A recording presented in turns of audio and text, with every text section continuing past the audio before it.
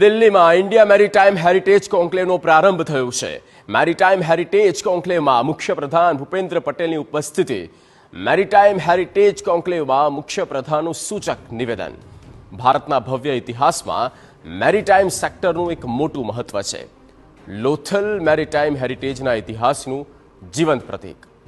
લોથલમાં વિશ્વનું સૌથી મોટું હેરિટેજ મ્યુઝિયમ બનવા જઈ રહ્યું છે. મ્યુઝિયમ માટે 151 હેક્ટર જમીન પણ અમે આપી છે.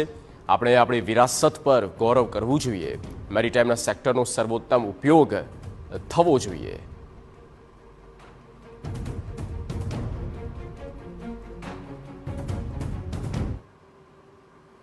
इस सेक्टर का 5000 वर्ष का लंबा इतिहास और लोथल इसका एक जीवंत प्रतीक है. आप सभी यह जानते हैं कि प्रधानमंत्री जी की प्रेरणा से विश्व का सबसे बड़ा मैरीटाइम हेरिटेज म्यूजियम इस लोथल में बनाने जा रहे हैं.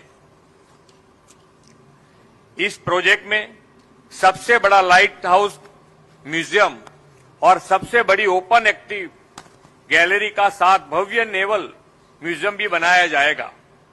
हमने इस हेरिटेज कॉम्प्लेक्स के लिए 151 हेक्टेयर जमीन भी भारत सरकार के पोर्ट शिपिंग एंड वाटरवेज मंत्रालय को